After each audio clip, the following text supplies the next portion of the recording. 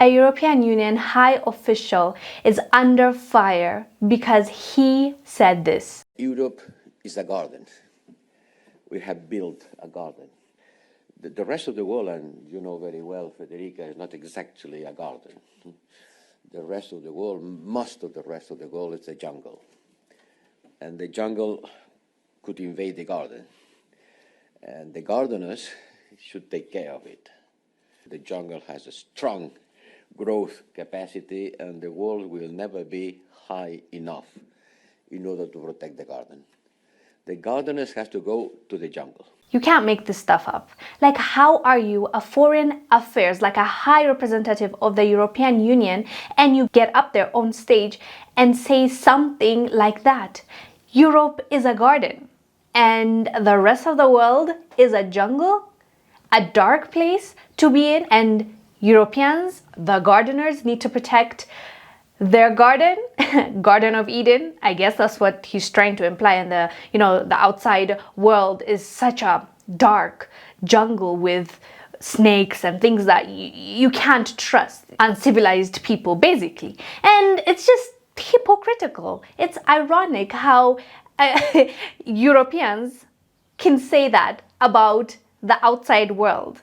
The same Europeans that colonized people, the same Europeans that enslaved people, the same Europeans that were bombing countries, and the same Europeans that were involved in world wars. So coming from them is just ridiculous. And the audacity is mind-boggling. So a lot of people had issues with what he said, and they were saying how racist it is and how this is an indication of how the Europeans think about, people accuse them of still wanting to exercise neo-colonization. And we all know it's still there. It is still there and alive. And this was a got you moment for a lot of people because they're being vocal about it. So people have been signing petition telling the European Union that this guy needs to be fired. The European Union hasn't said anything. I do not think they will fire him as well, because what did he do wrong? He just said something that they believed in and they have no problem with it. So why should they fire him? That's literally what they think. It's just maybe this guy was open and honest and used a garden and a jungle scenario to explain his point. It's very telling of how the European Union see the rest of the world, and it's just not true, first of all. And secondly, I don't like that point he made about we don't wait for them to come and invade us, we go out there. What is that supposed to mean?